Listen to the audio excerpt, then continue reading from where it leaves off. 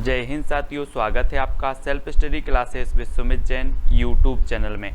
दोस्तों, आज के इस वीडियो में हम पढ़ने वाले मध्य प्रदेश का परिचय।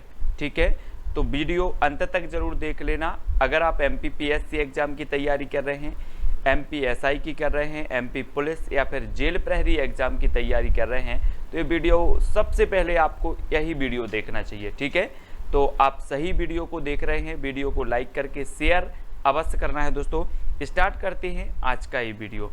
तो ये है दोस्तों आपका मध्य प्रदेश, और मध्य प्रदेश का ये पूरा का पूरा क्या है, आपका मैप है।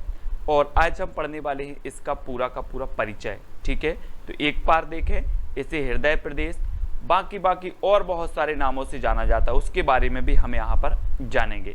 तो दोस्तों, जो मध्य प्रदेश है, इसे मध्य प्रदेश नाम किसने दिया? तो इसे नाम दिया भारत के प्रथम प्रधानमंत्री श्री जवाहरलाल नेहरू जी ने। ठीक है, तो ये चीज़ आपको याद रखनी है। आगे बढ़ते हैं दोस्तों, तो इसको अलग अलग नामों से जाना जाता है। सबसे पहले तो इसे क्या कहा जाता है दोस्तों? मध्य प्रदेश, जिसका जो मध्य प्रदेश नाम दिया, किसने दिया? श्री जवाहरलाल नेहरू जी ने। ठीक है, फिर इसे हृदय प्रदेश कहा जाता है।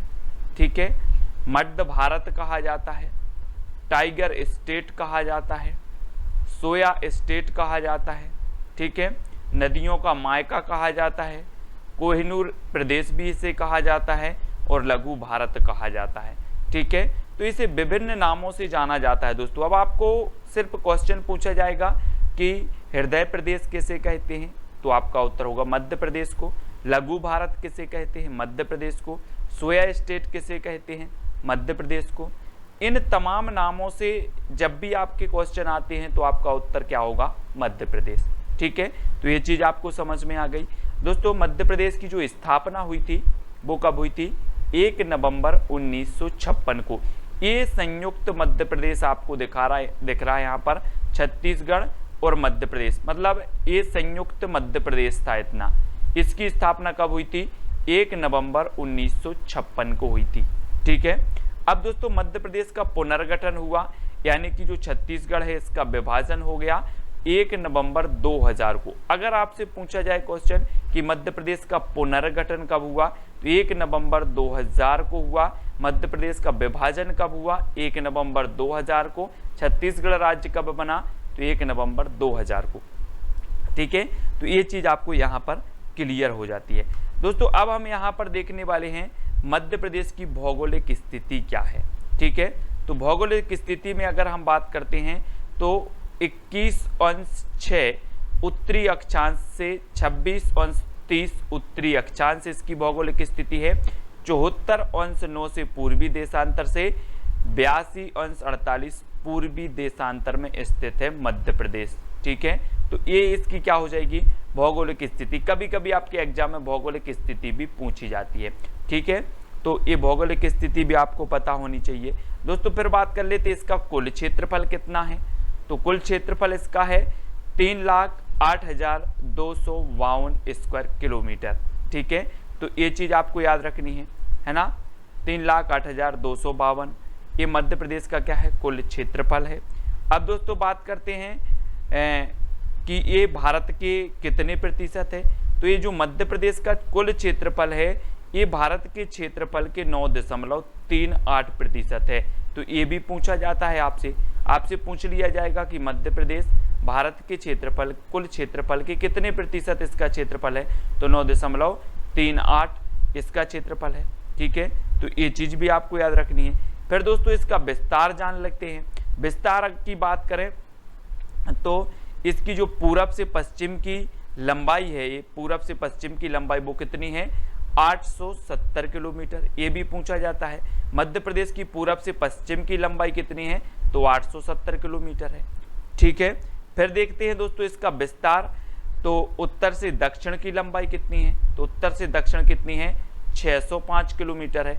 अब आपको ध्यान रखना है दोस्तों कि पूरब से पश्चिम कितनी है? 870। ठीक है, और उत्तर से दक्षिण कितनी है? 605 किलोमीटर है। ये पूछा जाता है आपसे।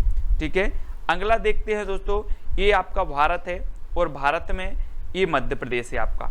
ठीक है, मध्य प्रदेश है। मध्य प्रदेश के उत्तर में देखो तो उत्तर प्रदेश स्थित है, यहाँ पर ये आपको उत्तर प्रदेश दिख रहा है। ठीक है, और अगर पूर्व में देखो तो छत्तीसगढ़ स्थित है, ठीक है, और दक्षिण में देखो तो महाराष्ट्र, पश्चिम में देखो तो गुजरात स्थित है, और ये आपका उत्तर पश्चिम में कौन सा राज्य है? राजस्थान। अब यहाँ से आपके कई प्रश्न बनते हैं। सबसे पहला प्रश्न तो यही बनता है कि मध्य प्रदेश की जो सीमा है कितने राज्यों की सीमा से लगती है? तो आपका उत्तर होता है 5 राज्यों की, उत्तर प्रदेश, छत्तीसगढ़, महाराष्ट्र, गुजरात और राजस्थान, ठीक है, 5 राज्यों की सीमा से लगती है। सबसे ज्यादा सीमा किस राज्य से लगती है? तो आपका उत्तर होगा उत्तर प्रदेश, ठीक है। भारत के मध्य प्रदेश के उत्तर में कौन सा राज्य है? तो उत्तर में उत्तर प्रदेश है। पश्चिम में कौन सा राज्य है? गुजरात, है ना। दक्षिण में कौन से राज्य है? महाराष्ट्र। पूर्व में कौन सा है? छत्तीसगढ़। और उत्तर पश्चिम में कौन सा है? राजस्थान, ठीक है। तो इतनी चीज आपको क्लियर हो गई दोस्तों। अब हम देखते हैं दोस्तों मध्य प्रदेश का राजकीय चिन्ह। मध्य प्रदेश का राजकीय चिन्ह आप देख रहे हैं तस्वीर में दोस्तों, 24 स्तूप आकृति के अंदर एक वृत्त है, ठीक है, और वृत्त में धान की बालियां हैं, गेहूं की बालियां हैं, ठीक है। ये क्या है? मध्य प्रदेश का राजकीय चिन्ह है। अब देख लेते हैं दोस्तों मध्य प्रदेश का राजकीय पशु। तो ये मध्य प्रदेश का दोस्तों राजकीय पशु है, ब्रेडरी प्रजाति का ये माना जाता है वारहसिंगा, ठीक है। वारहसिंगा ये ब्रेडरी प्रजाति का है और मध्य प्रदेश के कानाकिसली राष्ट्रीय उद्यान में ये प्रजाति पाई जाती है। तो ये चीज भी आपको याद रखनी है। अगर आपसे पूछा जाए कि मध्य प्रदेश की जो ब्रेडरी प्रजाति का बारहसिंगा है ये किस राष्ट्रीय उद्यान में पाया जाता है? तो आपका उत्तर होगा कानाकिसली में पाया जाता है, ठीक है। अब दोस्तों हम देख लेंगे यहाँ पर मध्य प्रदेश का राजकीय खेल। तो मध्य प्रदेश का राजकीय खेल क्या है? मलखंभ।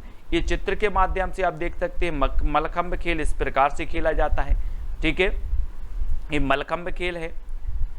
अब दोस्तों हम बात कर लेते हैं राजकीय फूल की। मध्य प्रदेश का राजकीय फूल क्या है? तो राजकीय फूल है दोस्तों सफेद लिली।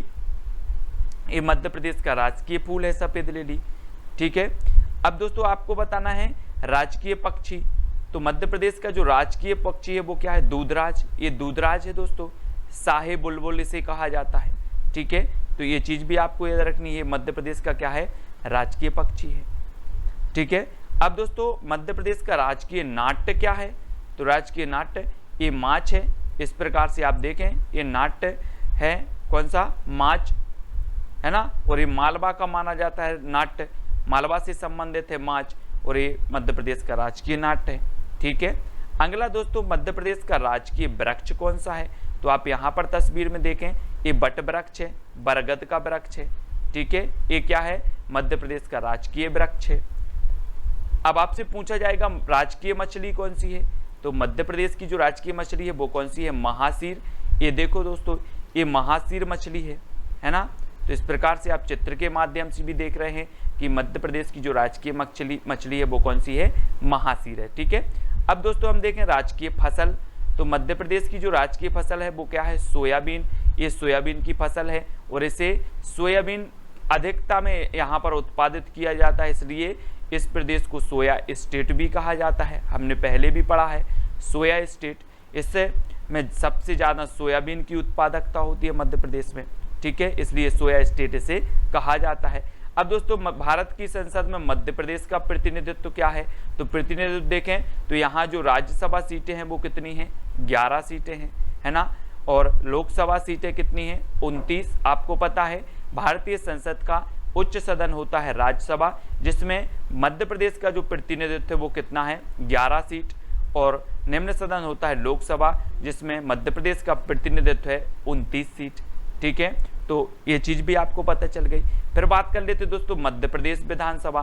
तो मध्य प्रदेश विधानसभा में आपसे पूछा जाता है कि कुल कितनी संख्या है मध्य प्रदेश विधानसभा सीटों की? तो आपका उत्तर होगा 230, ठीक है। तो ये चीज भी आपको याद रखनी है।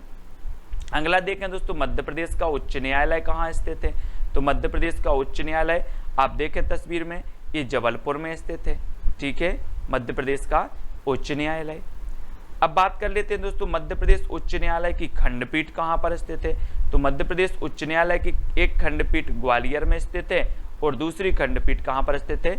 इंदौर में। तो 2 खंडपीठ भी हैं। आपसे क्वेश्चन पूछा जाता है कि मध्य प्रदेश की कितनी खंडपीठ है? 2 खंडपीठ हैं, है ना। तो एक कहाँ पर है? ग्वालियर में और एक है इंदौर में, ठीक है। अगला देख लेते दोस्तों मध्य प्रदेश के संभाग। तो ये 10 संभाग हैं। चंबल संभाग है, ग्वालियर संभाग, सागर संभाग, रीवा है ना, शहडोल, जबलपुर संभाग, नर्मदापुरम संभाग, भोपाल संभाग, उज्जैन संभाग और इंदौर संभाग। ये क्या है, मध्य प्रदेश के संभाग हैं। और कितने संभाग हैं, 10 संभाग हैं। इनको भी आपको याद रखना है। अगला देख लेते दोस्तों मध्य प्रदेश में कितने जिले हैं, 55 जिले हैं। ठीक है, ये चीज भी आपको याद रखनी है। पहले 50 जिले थे, 50 से एक जो जिला बना कौन सा, आगर मालवा, 51 हो गए। फिर आपका निवाड़ी जिला बना, 52 हो गए। ठीक है, फिर नागदा 53 और चचोड़ा और मैहर, ये आपके कुल मिलाकर कितने जिले हो गए, 55 जिले हो गए। सतना को विभाजित करके मैहर जिला बनाया गया, टीकमगढ़ को विभाजित करके निवाड़ी, गुना को विभाजित करके चचोड़ा और शाजापुर से आगर मालवा बनाया गया और उज्जैन से बनाया गया दोस्तों नागदा। तो इस प्रकार से कितने जिले हो गए मध्य प्रदेश के, 55 जिले हो गए।